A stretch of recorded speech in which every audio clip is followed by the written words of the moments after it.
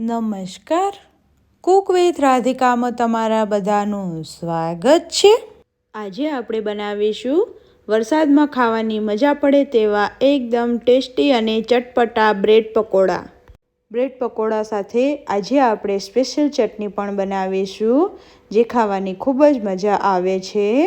તો ચાલો એકદમ ટેસ્ટી એવા બ્રેડ પકોડા બનાવવાનું શરૂ કરીએ। બ્રેડ પકોડા બનાવવા માટે સૌપ્રથમ આપણે આલુનું સ્ટફિંગ બનાવી લઈશું। તો એ માટે એક કડાઈમાં 1 ટેબલસ્પૂન જેટલું તેલ લઈશું।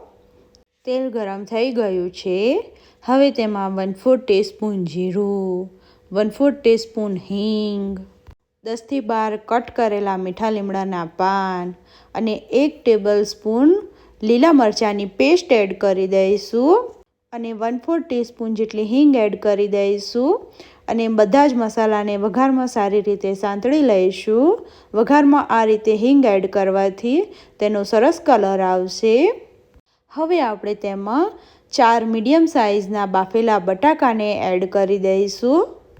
બટાકાને મસાલાની સાથે સારી રીતે મિક્સ કરી લઈશું। હવે આપણે તેમાં બીજા મસાલા એડ કરીશું। તો એ માટે 1/2 ટીસ્પૂન લાલ મરચું પાવડર, 1 ટેબલસ્પૂન ધાણા જીરું પાવડર, 1/2 ટીસ્પૂન ગરમ મસાલો, 1 ટીસ્પૂન મીઠું, 1 ટીસ્પૂન ચાટ મસાલો, 1 ટીસ્પૂન આમચૂર પાવડર। આમચૂર પાવડરની જગ્યાએ તમે લીંબુનો રસ પણ એડ કરી શકો છો। અને હવે તેમાં ઝીણા કટ કરેલા કોથમીરના પાન એડ કરી દઈશું અને બધા જ મસાલાને સારી રીતે મિક્સ કરી લઈશું। બ્રેડ પકોડાના સ્ટફિંગ માટે જો તમારે આ રીતે વઘાર કરીને સ્ટફિંગ ના બનાવવું હોય અને ડાયરેક્ટ બાફેલા બટાકામાં મસાલા કરીને બનાવવું હોય તો એ રીતે પણ બનાવી શકો છો। અને જો તમારી પાસે બટાકાની સૂકી ભાજી વધેલી હોય તો તેને પણ મેશ કરીને બ્રેડ પકોડા બનાવી શકો છો। હવે એકદમ ચટપટું આપણું બટાકાનું સ્ટફિંગ બનીને રેડી થઈ ગયું છે। તેને ઠંડુ થવા દઈશું। સ્ટફિંગ ઠંડુ થાય છે ત્યાં સુધી આપણે સ્પેશિયલ ગ્રીન ચટણી બનાવી લઈશું। તો એ માટે મેં એક નાનું મિક્સર જાર લીધું છે। હવે તેમાં 1 કપ જેટલા કોથમીરને ક્લીન કરીને ડારખા સહિત નાખી દઈશું અને તેમાં 2 તીખા લીલા મરચાં, 1 ટીસ્પૂન મીઠું, 1 ટીસ્પૂન ચાટ મસાલો।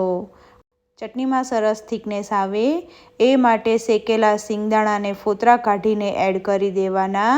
સિંગદાણાની જગ્યાએ તમે દાળિયા, ગાંઠિયા, પાપડી કે સેવ પણ એડ કરી શકો છો।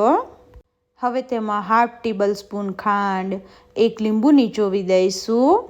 જો તમારે લસણ નાખવું હોય તો તે પણ નાખી શકો છો। હવે આપણે તેમાં 2 થી 3 આઈસ ક્યુબ કે પછી એકદમ ઠંડુ પાણી હોય તે 2 થી 3 ટેબલસ્પૂન એડ કરવાનું અને એકદમ થીક એવી ગ્રીન ચટણી બનાવી લઈશું।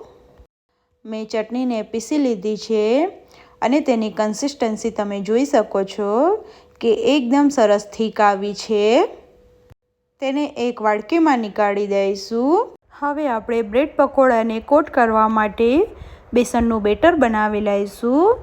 તો એ માટે તેમાં 2 કપ બેસન એડ કરી દઈશું અને તેને સારી રીતે ચાળી લઈશું।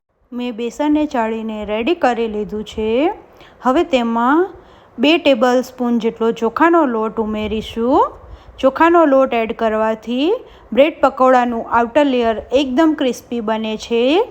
હવે તેમાં 1 ટીસ્પૂન મીઠું કે પછી તમારા સ્વાદ અનુસાર, 1/2 ટીસ્પૂન લાલ મરચું પાવડર અને 1/4 ટીસ્પૂન જેટલો હળદર પાવડર એડ કરીશું। બધી જ વસ્તુને સારી રીતે મિક્સ કરીશું। હવે તેમાં થોડું થોડું પાણી એડ કરીને ગાંઠા વગરનું બેટર રેડી કરીશું। બેટરની કન્સિસ્ટન્સી આપણે ફ્લોઈંગ રાખવાની છે। જો થીક રાખીશું તો બ્રેડ પકોડાનું બેસનનું લેયર છે તે વધારે પડતું થીક થઈ જશે। હવે તેમાં એકદમ થોડા પ્રમાણમાં સોડા એડ કરીશું અને હવે સોડાને એક જ ડિરેક્શનમાં મિક્સ કરીશું। સોડાની ક્વોન્ટિટી વધારવાની નથી, ચપટી જેટલો જ નાખવાનો છે। હવે આપણે બ્રેડ પકોડાને એસેમ્બલ કરીશું। તો એ માટે મેં 2 વ્હાઈટ બ્રેડ લીધી છે। તમે હોલ વ્હીટ બ્રેડ પણ લઈ શકો છો। હવે આપણે એક બ્રેડ ઉપર ગ્રીન ચટણી જે બનાવી રાખી છે તેને સ્પ્રેડ કરીશું. અને હવે બીજી બ્રેડ ઉપર લસણ મરચાંની ચટણી સ્પ્રેડ કરીશું. લસણ મરચાંની ચટણીની જગ્યાએ તમે ટમેટો કેચઅપ કે પછી શેઝવાન ચટણી પણ સ્પ્રેડ કરી શકો છો.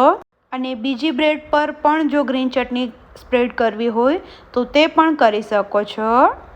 બ્રેડ ઉપર હવે આપણે જે આલુનું સ્ટફિંગ બનાવી રાખ્યું છે તેને સ્પ્રેડ કરી દઈશું. અને હવે તેના ઉપર આપણે જે રેડ ચટણી લગાવીને બ્રેડ રાખી છે તેને કવર કરી દઈશું. હવે આપણે આ બ્રેડને કટ કરી લઈશું. જો તમે આખી આ રીતે બેટરમાં ડીપ કરીને પકોડું બનાવવા માંગતા હોય તો એ રીતે પણ બનાવી શકો છો. આલુ સ્ટફ બ્રેડને હવે આપણે બેસનના બેટરમાં ડીપ કરીશું. બ્રેડને આપણે બધી જ સાઈડ્સથી ડીપ કરવાની છે. બ્રેડને બેટરમાં ડીપ કરીને રાખવાની નથી, ફક્ત કોટ કરીને તરત જ તેલમાં એડ કરી દેવાની છે. જો આપણે વધારે સમય રાખીશું તો બ્રેડ ઢીલી પડી જશે. આ રીતે એક્સ્ટ્રા બેટર નિતારીને તેને તેલમાં મૂકી દઈશું. સેમ આ રીતે આપણે બીજી સ્ટફ બ્રેડને પણ કવર કરીને તેલમાં એડ કરી દઈશું. બ્રેડ પકોડાને હવે આપણે મીડિયમ ગેસની ફ્લેમ ઉપર સારી રીતે ડીપ ફ્રાય કરી લઈશું. બ્રેડ પકોડાને આપણે ગોલ્ડન બ્રાઉન થાય ત્યાં સુધી ફ્રાય કરવાના છે. એક બેચ તળાતા આશરે 6 થી 7 મિનિટ લાગી શકે છે. હવે આપણા બ્રેડ પકોડા તળાઈ ગયા છે. તેને બહાર નીકાળી દઈશું. તેને એક સ્ટેનર ઉપર વધારાનું તેલ નિતારી દઈશું. બ્રેડ પકોડાને આપણે કટ કરીને જોઈશું. તમે જોઈ શકો છો કે બ્રેડ પકોડા કેટલા સરસ દેખાઈ રહ્યા છે. તેના અલગ અલગ કલર તમે જોઈ શકો છો. બંને ચટણીના તથા આલુ સ્ટફિંગના લેયર અલગ પડે છે, જે ખાવામાં ખૂબ જ ટેસ્ટી લાગે છે. બ્રેડ પકોડાને આપણે ગ્રીન ચટણી, ખજૂર આંબલીની ખાટી મીઠી ચટણી તથા ટામેટો કેચઅપ સાથે સર્વ કરી લઈશું. તો તમે પણ વરસાદની આ સિઝનમાં એકદમ ટેસ્ટી એવા બ્રેડ પકોડા ઘરે જરૂરથી બનાવો અને તમારો અનુભવ મને કમેન્ટમાં શેર કરો. જો તમને મારી આજની રેસીપી સારી લાગી હોય તો લાઈક અને શેર કરો. અને મારી ચેનલ કુક વિથ રાધિકા જરૂરથી સબસ્ક્રાઈબ કરો. Thanks for watching. બહુ જલ્દીથી મળીશું એક નવી રેસીપી સાથે. ત્યાં સુધી બાય બાય.